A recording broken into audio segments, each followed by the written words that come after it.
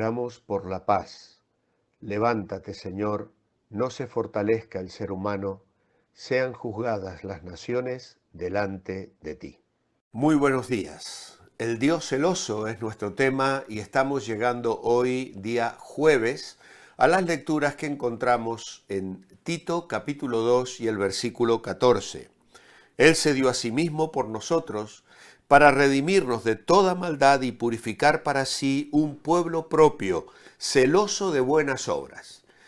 La Reina Valera 60, la Reina Valera 2020 dice, totalmente dedicado a hacer el bien.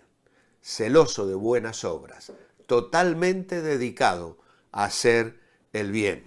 Luego tenemos la siguiente cita en la epístola a los Corintios, 2 Corintios capítulo 7 y el versículo 11. Porque fijaos, esa tristeza que fue según la voluntad de Dios, cuánta preocupación ha producido en vosotros, y no solo el deseo de disculparse, sino también cuánta indignación, cuánto temor, cuánto afecto, cuánto celo y cuánto deseo de hacer justicia. En todo habéis mostrado que estáis limpios en este asunto. Vaya manera que tenía Pablo de escribir a esta iglesia, resaltando la respuesta que habían dado en una cuestión de disciplina. Luego tenemos el primer libro de Reyes, capítulo 19 y el versículo 10, donde Elías responde al Señor que le pregunta qué está haciendo allí en Horeb. Y entonces él respondió, he sentido un vivo celo por el Señor, Dios de los ejércitos, porque los hijos de Israel han dejado tu pacto, han derribado tus altares, han matado a espada a tus profetas, solo yo he quedado y me buscan para quitarme la vida. Y esto se repite otra vez en el versículo 14, porque Dios vuelve a preguntarle qué es lo que él estaba haciendo allí. Y finalmente vamos a Hechos, capítulo 20, versículo 24. Y leemos de la siguiente manera. Por eso a mí no me preocupa, pues no considero mi vida de mucho valor, con tal de que pueda terminar con gozo mi carrera y el ministerio que el Señor Jesús me encomendó de hablar del Evangelio y de la gracia de Dios. Tremendo testimonio en la despedida de Pablo a los Efesios. A los Efesios. Ahora bien, nuestra guía devocional nos lleva a considerar la respuesta cristiana. ¿Qué relación práctica tiene esto del celo de Dios con los que se dicen ser pueblo del Señor? La respuesta vamos a darla bajo dos encabezamientos. El primero de ellos, el celo de Dios exige que seamos celosos para con Dios. Y mañana vamos a mirar un segundo aspecto, que es que el celo de Dios amenaza a las iglesias que no tienen celo de Dios. Así que el punto de hoy es, el celo de Dios exige que seamos celosos para con Dios. Como la respuesta adecuada al amor de Dios para con nosotros es amor hacia Él, así también la respuesta adecuada a su celo por nosotros es el celo para con Él. Su interés en nosotros es grande. Por ello nosotros también debemos ocuparnos en gran medida de Él. Lo que implica la prohibición de la idolatría en el segundo mandamiento es que el pueblo de Dios ha de dedicarse en forma positiva y apasionada a su persona, a su causa, a su honor. La palabra bíblica para tal devoción es justamente celo, a veces denominado de forma precisa celo de Dios. Dios mismo, como hemos visto, ostenta dicho celo, y los fieles, los que amamos, los que hemos sido salvos, hemos de manifestarlo también. La descripción clásica del celo de Dios la hizo el pastor J.C. Ryle. El celo en lo religioso es un deseo ardiente de agradar a Dios, hacer su voluntad y proclamar su gloria en el mundo en todas sus formas posibles. Es un deseo que ningún hombre siente por naturaleza, ya que es el Espíritu Santo el que lo pone en el corazón de todo creyente cuando se convierte, pero que algunos creyentes sienten en forma mucho más fuerte que otras, al punto de que solo ellos merecen que se les considere celosos. El hombre celoso en lo religioso es preeminentemente hombre de una sola cosa. No basta con decir que es diligente, sincero, inflexible, cabal, activo y ferviente en espíritu. Solo ve una sola cosa, está envuelto en una sola cosa. Y esa sola cosa es agradar a Dios.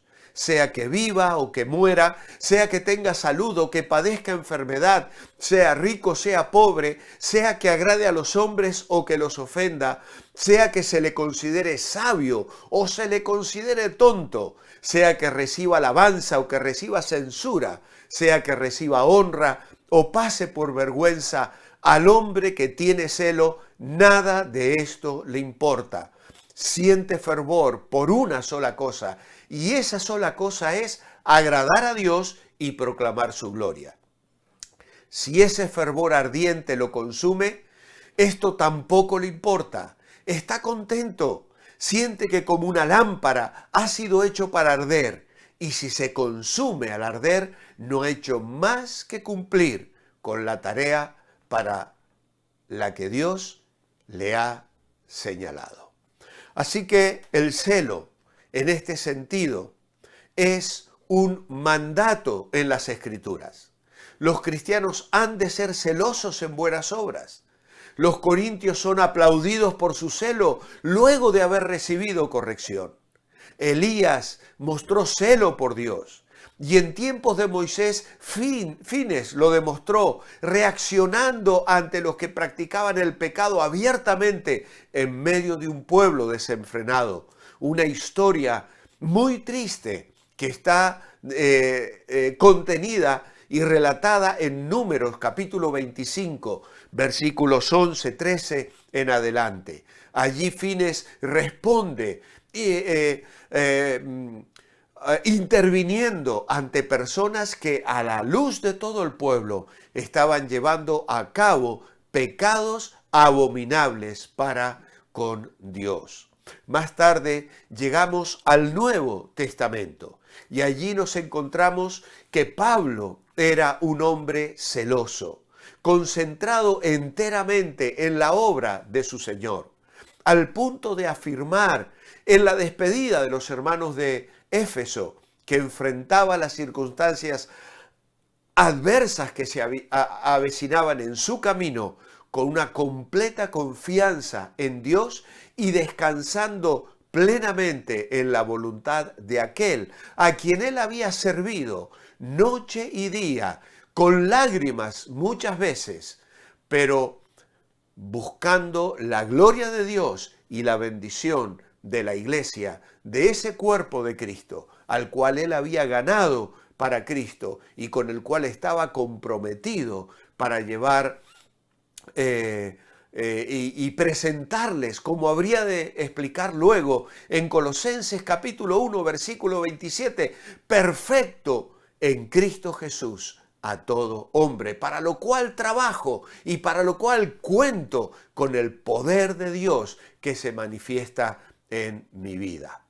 Luego Jesús mismo mostró celo por Dios al limpiar el templo.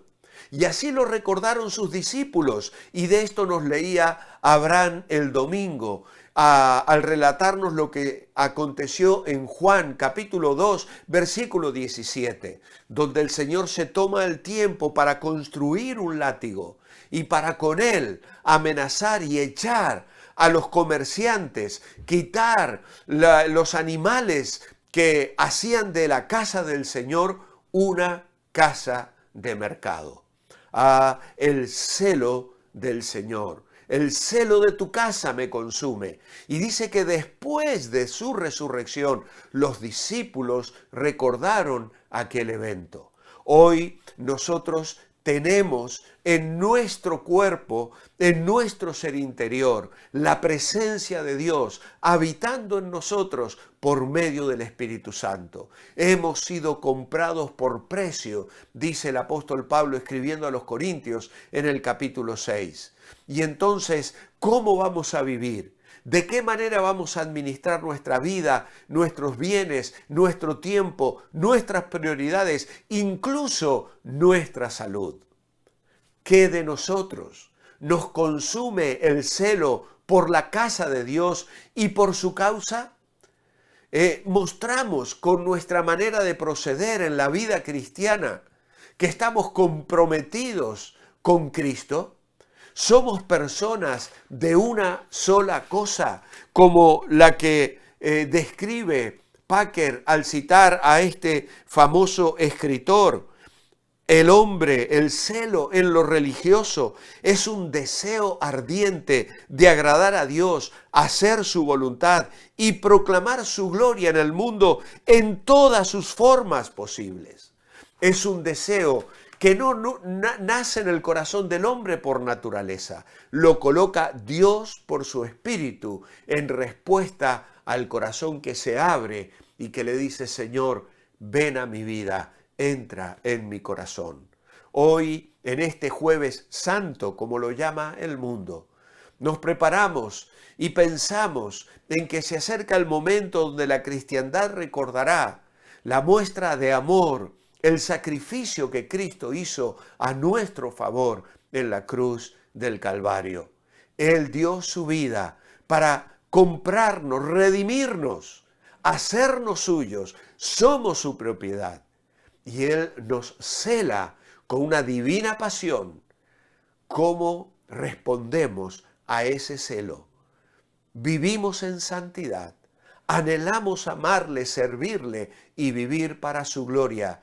Cada día, mi oración escrita esta mañana es: amado Padre, gracias por ejemplos en tu palabra como el de Elías y el del apóstol Pablo.